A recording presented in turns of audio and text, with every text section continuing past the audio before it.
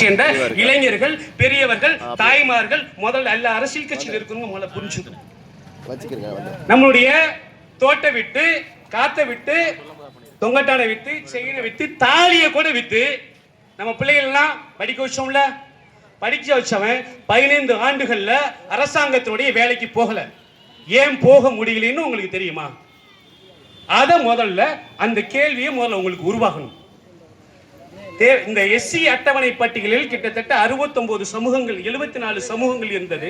அந்த 74 சமூகங்களில் நம்ம தேவேந்திர குல வேளாளர்களை 6 உட்பிரிவுகளை ஒன்றிணைத்து தேவேந்திர குல வேளாளர் என்று அரசாணை அறிவித்த பின்பாக அது 69 சமூகங்களாக மாறி நிற்கின்றது. இந்த 69 சமூகத்திற்குள் அருந்ததியர், ஆதி ஆந்திரா, தொம்மா, தோட்டி, பகடை இந்த சமூகங்கள், இந்த சேர்ந்த ஒரு 7 சமூகம் சேர்ந்த அருந்ததியர் சமூகத்திற்கு 3% உள் ஒதுக்கீடு கொடுத்திருக்காங்க. யார் கொடுத்தா? திராவிட முன்னேற்ற கழகத்தினுடைய அரசு கொடுத்துச்சு. இந்த அரசு கொடுத்ததுக்கு பின்னாடி இந்த 16 ஆண்டுகள்ல தேவேந்திர குல வேளாளர் சமூகம் மட்டுமல்ல, அந்த அட்டவணையில் இருக்கின்ற இந்த மண்ணினுடைய பூர்வீக குடிகளான பறையர்களும் வேலைக்கு செல்ல முடியல. இப்ப நம்முடைய பிரச்சனை என்ன, நமக்கான பிரச்சனை என்ன அப்படின்ற முதல்ல நம்ம தெரிஞ்சுக்கணும். பிரச்சனையை தெரிஞ்சா மட்டும்தான் நம்ம வீதிக்கு வர முடியும், போராட முடியும். வீதிக்கு வராத எந்த ஒரு சமூகமும் விடுதலை பெற்றதாக எந்த ஒரு சரித்திரமும் இல்லை. போராடாத இனமும் ஓடாத மானும் வெற்றி பெற்றதாக சரித்திரம் இல்லை என்று மேதகு பிரபாகரன் கூறுகின்றார். இப்ப இங்க அந்த அருந்ததியர் இடஒதுக்கீடு பின்னாடி இந்த அவங்க 3% இடஒதுக்கீடு, இப்ப அந்த அருந்ததியர் இடஒதுக்கீடுனா என்னன்னு முதல்ல உங்களுக்கு நீங்க புரிஞ்சுக்கோங்க. இப்ப ஒரு வேலை ஒரு ஆயாமா வேலை வருது. ஆயாமா வேலை வந்துச்சுன்னா குடு அருந்ததி இருக்கு. பால்வாடி வேலை வருது, குடு அருந்ததி இருக்கு. சமையல்காரமா வேலை வருது, குடு அருந்ததி இருக்கு. ரேஷன் கடையில வேலை வருது, குடு அருந்ததி இருக்கு. காலேஜில் பேராசிரியர் பணியிட வருது, குடு அருந்ததி இருக்கு. எல்லாமே இந்த 16 வருஷத்துல எல்லாமே படிச்சு எல்லாருக்குமே தெரியும்ல. இது இந்த விஷயம் தெரியும். இது போல யார் பண்ணா? திராவிட முன்னேற்ற கழகம் அரசாங்கம் பண்ணிச்சு. இந்த தவற, இந்த பெரும் பிழைய நீ அருந்ததியர் சமூகம் ஒடுக்கப்பட்ட சமூகம், அவங்க ஒரு நலிவடைந்த சமூகம், ரைட், ஒண்ணும் இல்ல. அந்த சமூகத்திற்கு நீ 10% கூட தனி இடஒதுக்கீடு கொடு, தனி இடஒதுக்கீடா கொடு. அதை விட்டுட்டு நம்ம தட்டுல இருக்கு பாருங்க, நம்ம தட்டுல இருக்கிற ஒரு உருண்டை சோறு இருக்கு பாருங்க, அந்த ஒரு உருண்டை சோத்தை எடுத்து மொத்தமா அவங்கிட்ட கொடுத்துட்டு அவன் தின்னுட்டு போறான் பாருங்க. 4 எச்சி பறிக்க. இந்த எச்சி பறிக்கைக்கு நம்ம ஏமாந்து நின்றுகிட்டு இருக்கோம். இதை நம்ம தெரிஞ்சுக்கணும். இதான் விஷயம். இங்க என்ன நினைச்சுக்கிட்டு இருக்காங்க, என்ன சொல்லிக்கிட்டு இருக்காங்கன்னா, என்ன நம்ம சமூகத்துல இருந்து ஒரு சிலர் இந்த அரசியல் கட்சிகள் இருக்கிறவங்கள்ட்ட என்ன புரிதல்னா, தேவேந்திர குல வேளாளர்கள் எஸ்சி பட்டியல இருந்து வெளியேட்டா வேலை வாய்ப்பு கிடைக்காதுல்ல. இந்த நீங்க 2016க்கு பின்னாடி இன்னைக்கு 2026, இந்த 16 வருஷத்துல எத்தனை பேர் தேவேந்திர குல வேளாளர் சமூகத்தை சேர்ந்தவர் அரசாங்க வேலைக்கு போயிருக்காண்டு இந்த தமிழ்நாடு அரசாங்கம் வெள்ளையறிக்கை விடுமையா? வெள்ளையறிக்கை விடுறதுக்கான அருகதை இருக்க அந்த அரசாங்கத்துக்கு? இவங்க என்ன சொல்றாங்க, நம்ம பட்டியலில் இருந்து வெளியே போறோம், பட்டியலில் இருந்து வெளியே போகணும்னு சொல்றது என்னன்னா, வேற ஏதோ சும்மா பசப்பு வார்த்தைக்காக இல்ல. இந்த மண்ணுடைய பூர்வீக குடிமக்கள் நாம். இந்த மண்ணில் அரசியல், கல்வி, வேலை வாய்ப்பு அனைத்திலும் நமக்கான உரிமை இருக்கின்றது. நாம் இங்கிருந்து கருணாநிதி குடும்பத்தை போன்றோ ஜெயலலிதா போன்றோ பிழைக்க வந்தவர்கள் இல்லை. இது நம்ம ஊரு, இது நம்முடைய மண். இங்க இடஒதுக்கீடு என்பது நம்முடைய அடிப்படை உரிமை. இந்த உரிமையை நம்ம கேட்கிறோம். எவன்ட்டையும் கேட்கல, பிச்சை கேட்கல, சலுகை கேட்கல. அதை நீங்க புரிஞ்சுக்கோங்கணும். எஸ்சியில் இருந்தா தான் கொடுப்பான். எஸ்சியில் இருந்தாலும் சரி, இல்லாட்டாலும் சரி, அவன் கொடுத்து ஆகணும். இந்த மண்ணுடைய பூர்வீக குடிமக்கள் நாம். அதை நாம் உணர்ந்து கொள்ள வேண்டும், உள்வாங்கிக் கொள்ள வேண்டும். இந்த விஷயத்தை முதல்ல தெரிஞ்சுக்கணும். ஐயோ, எஸ்சி பட்டியலில் இருந்து தேவேந்திர குல வேளாளர்கள் வெளியே போயிட்டா எதுவுமே கிடைக்காது. இங்க என்னடா வச்சிருக்கீங்க, என்ன கொடுத்திருக்கீங்க? இந்த தமிழ்நாட்டில் இருக்கின்ற எல்லா சமூகங்களுக்கும் இடஒதுக்கீடு இருக்கு, எல்லா சமூகங்களுக்கும் ரேஷன் கார்டு இருக்கு, எல்லா சமூகங்களுக்கும் அரசாங்கத்துடைய சலுகைகள் இருக்கு. ஆனா இங்க பொதுவெளியில இங்க என்ன பேசுறான்? பொதுவெளியில என்ன நடக்குது? ஐஏஎஸ் படிச்சுட்டு ஒருத்தர் கலெக்டரா இருப்பாரு, மாவட்ட ஆட்சித்தலைவரா இருப்பாரு, 5வது படிச்ச ஒரு பியூனு, அவன் சொல்லுவான் இவரை பார்த்து எஸ்சி கலெக்டர்னு சொல்லுவான். அந்த எஸ்சி என்ற இழிவு, எஸ்சி என்ற வார்த்தை நம்ம இழிவா நம்ம கருதுவோம். நம்ம இந்த எஸ்சியா எஸ்சினா தாழ்த்தப்பட்டவன், தலித், ஹரிஜன், ஆதி திராவிடன் அர்த்தம். நம்ம திராவிடர்களா? இல்ல, நம்ம தமிழர்கள். ஹரிஜன்னா இல்ல, நம்ம தேவேந்திர குல வேளாளர்கள். நம்ம வந்து இங்க பால் குடிக்கும். அதுக்காகத்தான் நம் வீதி வீதியாக கத்திக்கொண்டிருக்கின்றோம், கதறிக்கொண்டிருக்கின்றோம். ஆனால் இதை செய்து தடுக்க வேண்டிய மத்திய மாநில அரசுகள் செவிமடுக்காமல் அமைதி காக்கின்றார்கள். இந்த அமைதியை நாம் கண்டிக்கின்றோம். இந்த கண்டிச்சு தான் இந்த போராட்டத்தை பண்ணிட்டு இருக்கோம். தேவேந்திர குல வேளாளர் சமூகம் மட்டுமல்லாது அனைத்து தமிழ் சமூகங்களுக்கும் 10 வீடு இருக்கானா, ஒரு 10 வீடு இருக்கானா, அந்த சின்ன சின்ன சமூகங்கள்லாம் இருக்காங்கல்ல, அவனுடைய சாதி வாரி அவனை கணக்கெடுப்பு நடத்து, அவனுக்கு உரிய பங்கு கொடு. நான் 100 ஊர் இருக்கேன், எனக்கும் ஒரு கப்புல சோறு, 3 வீடு இருக்கான், அவனுக்கும் ஒரு கப்புல சோறுங்கிறது அநியாயம் இல்லையா? அக்கிரமம் இல்லையா? இந்த அக்கிரமத்தை எல்லாம் நம்ம தட்டி கேட்க வேணாமா? தடுத்து நிறுத்த வேணாமா? அதுக்காகத்தான் நம்ம போராடிக்கிட்டு இருக்கோம். பட்டியல் வெளியேற்றம் என்பது ஏதோ வந்து சும்மா பேசுறது இல்ல. ஆனால் ஒரு விஷயத்தை புரிந்து கொள்ளுங்கள். தேவேந்திர குல வேளாளர்கள் கொதித்து எழுதாதவரை, பொங்கி எழுதாதவரை பட்டியல் வெளியேற்றம் கிடைக்கவே கிடைக்காது.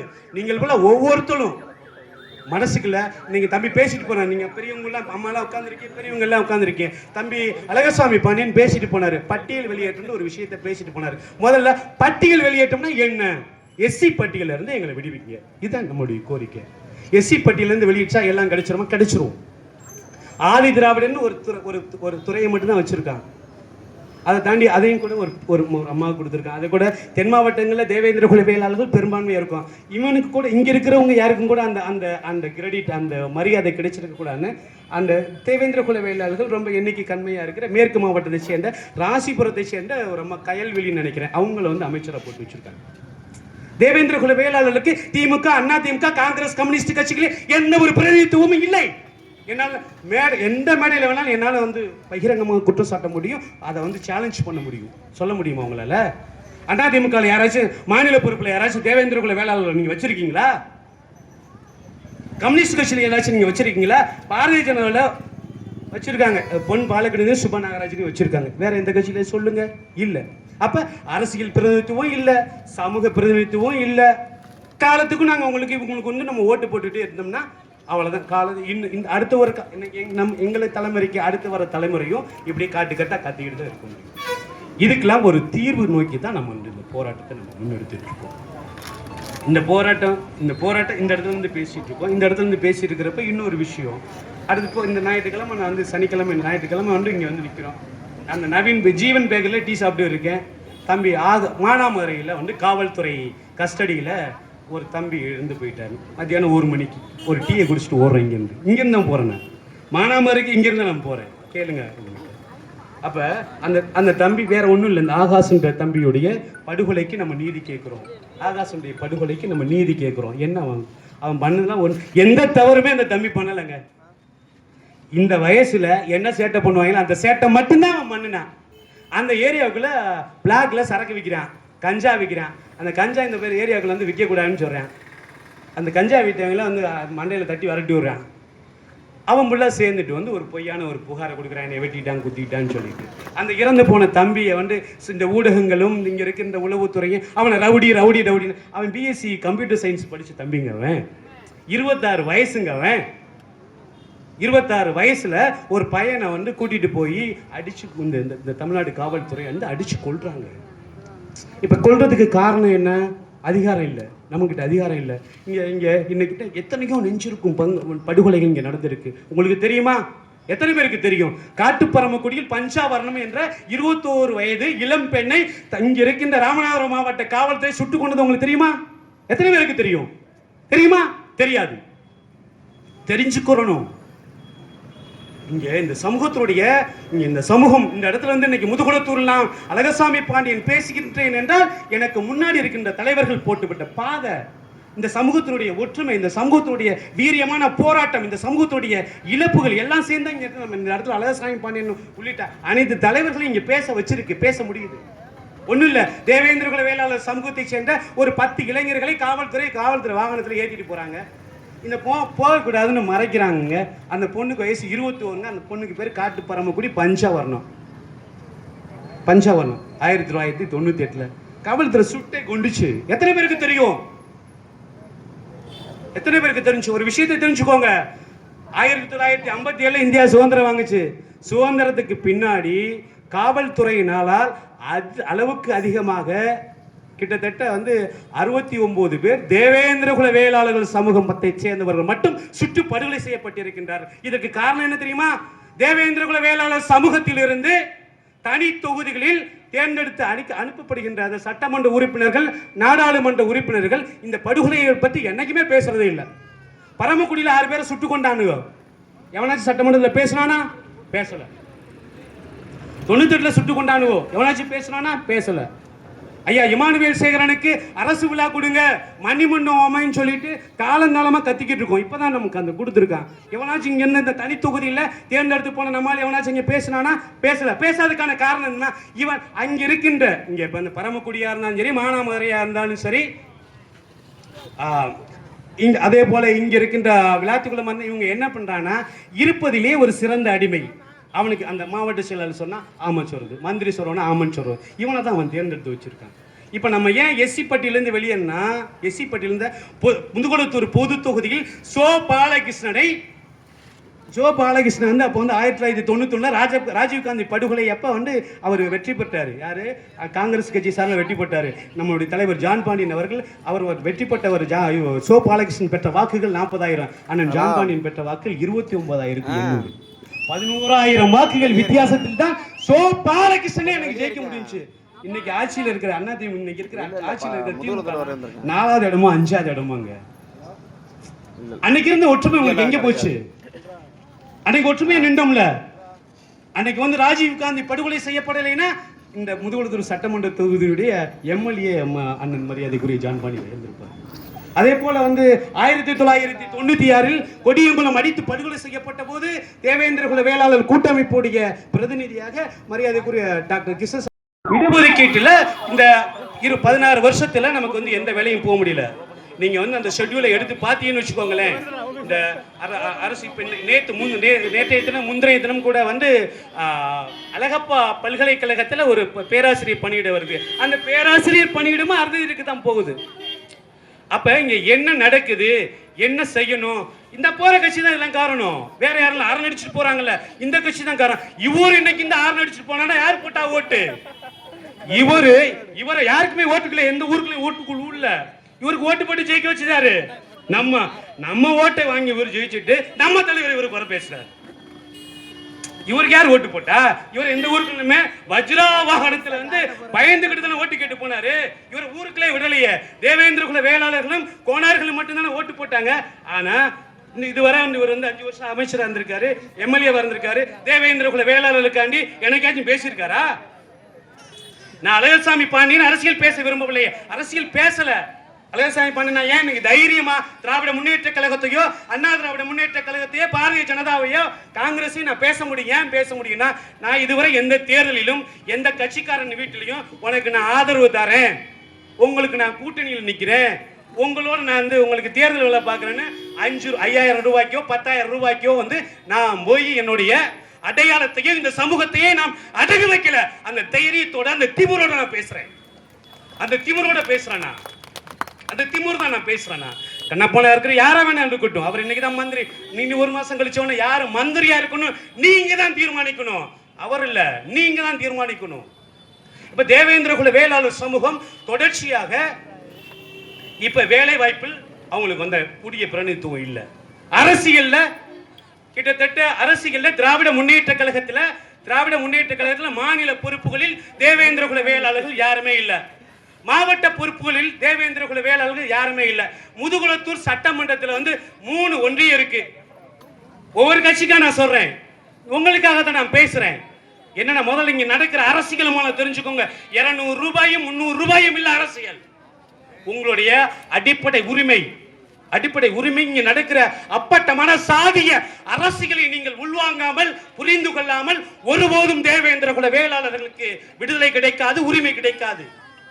எல்லாரும் சொன்னாங்க இங்க தேவேந்திரகுல வேளாளர்கள் அப்படி ஏங்க, தேவேந்திரகுல வேளாளர்கள் 1991 ராஜீவ்காந்தி படுகொலை செய்யப்பட்ட அந்த மிகப்பெரிய அனுதாப அலைகள் கூட 29,000 வாக்குகள் வாங்கி தேவேந்திர குல வேளாளர்கள் யார் என்று ஓட்டு போட்டு ஒரு நிரூபிச்ச தமிழ்நாட்டுக்கே ஒரு முன்னுதாரணமான ஒரு சட்டமன்ற தொகுதி முதுகுளத்தூர் சட்டமன்ற தொகுதி.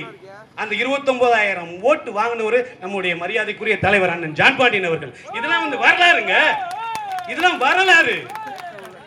நீங்க இன்னைக்கு அண்ணன் ஜான் பாண்டியன் அவர்கள் மீது அவருடைய அரசியல் நிலைப்பாடுகள் மீது எங்களை போன்ற இளைய பிள்ளைகளுக்கு அரசியல் நிலைப்பாடுகள் மீது கருத்து முரண்கள் இருக்கலாம். அண்ணன் ஜான் பாண்டியன் அவர்களை இந்த போற கண்ணப்பன் அவர்கள் பேசுறாரு. என்ன பேசுறாரு? அவன் வீட்டுக்கு கல்யாணத்துக்கு போனேன்னு சொல்லி அவன் வீட்டுக்கு கல்யாணத்துக்கு போன உனையெல்லாம் வந்து எப்படி சொல்றதுன்னே தெரியல. ஒரு அரசியல் தலைவர், ஒரு பண்பட்ட ஒரு சமூகத்துடைய மூத்த பிரதிநிதி, ஒரு முக்கியமான தலைவர், அவர் இல்ல திருமணத்துக்கு போறதை நீ வந்து சொல்லி காட்டுற.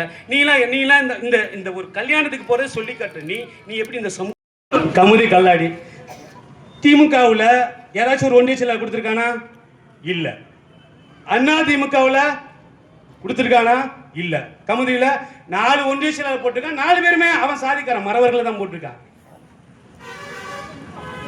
கடலாடிக்கு போனீங்கன்னா எல்லா சாதிக்குமே போட்டிருக்கான், சிறுபான்மை சாதி கூட போட்டிருக்கான். முதுகுளத்தூர்ல ஏற்க பேருக்கு ஒருத்தருக்கு ஒரு 31 போட்டிருக்கான். அப்ப இந்த முதுகுளத்தூர் தொகுதியில ஒரு காலத்தில் தேவேந்திர குல வேளாளர்கள் ஒரு எழுச்சி பெற்ற சமூகமாக, ஒரு தமிழ்நாட்டு அரசியலில் தவிர்க்க முடியாத சமூகமாக இருந்த ஒரு தொகுதியில் ஒரு ஒன்றிய செயலாளர் பொறுப்பு கூட இந்த சமூகத்திற்கு இவன் தருவதற்கு தயங்குகிறான், மறுக்குகின்றான் என்றால் இவர்களுடைய சாதி வரியை நீங்க பார்க்கணுங்க. அண்ணா திமுக மாவட்ட செயலுடைய சாதி வரி, திமுக மாவட்ட செயலுடைய சாதி வரி நீங்க பார்க்கணும். ஒரு ஒன்றிய செயலாளர் திமுக இருக்கிறவங்க, அண்ணா திமுக இருக்கிறவங்க ஒண்ணு அவன் கொடுக்காம இருக்கணும், இல்லைன்னா அந்த கட்சியில வாங்குறதுக்கு தகுதி இல்லாத யாராச்சும் ஒருத்தர் இருக்கணும். ரெண்டுல எது உண்மை? அந்த கட்சியில ஒன்றிய செயலாளர் வாங்குறதுக்கு தகுதி இல்லை, நீ எதுக்கு அந்த கட்சியில இருக்க? மாவட்ட செயலாளருக்கு தகுதி இல்லை, நீ எதுக்கு இருக்க? இப்படி ஒரு கேள்விகள் நிறைய இருக்கு.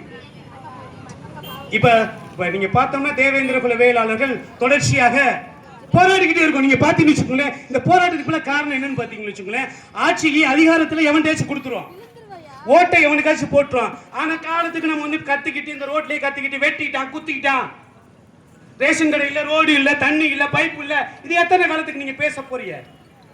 உங்களிலிருந்து ஒருத்தர் நீங்க இந்த நாட்டில் நீங்க பாத்தீங்கன்னு வச்சுக்கோங்களேன், 2000 ஆண்டுகளாக கிட்டத்தட்ட இப்ப வந்து 400 ஆண்டுகளாகத்தான் நாயக்கர்களுடைய படையெடுப்புக்கு பின்புதான் தேவேந்திர குல வேளாளர்கள் வீழ்ச்சி அடைந்தார்கள், வீழ்த்தப்பட்டோம். ஆனா வீழ்த்தப்பட்டது கூட நாம வீழ்ந்து விட்டோம் என்று வீழ்ந்த இடத்துல விதினை கிடைக்கல. இன்னைக்கு வர எதிர்த்து நின்று போய் பண்ணிட்டு இருக்கோம், சண்டை போட்டுக்கிட்டு இருக்கோம், இன்னைக்கு வர வீரியமா சண்டை போட்டுக்கிட்டு இருக்கோம். ஆனா இங்க வந்து அண்ணல் அம்பேத்கர் என்ன சொல்றாருன்னா, துன்பப்பூட்டுகளின் துறவுகோல் அரசியல் அதிகாரம் சொல்றாரு. நீங்க அரசியலையும் அதிகாரத்தையும் அடுத்த ஜாதிகாரன் கொடுத்துறீங்க, அடுத்த ஒன்று விட்டு அவன்கிட்ட போய் 5க்கும் 10க்கும் நம்மளால போய் தலையை சொல்கிறான். நான் அழகசாமி பாண்டியன் தேர்தல் அரசியல் பேசவில்லை, அதற்கான தேவையும் எனக்கு இல்லை.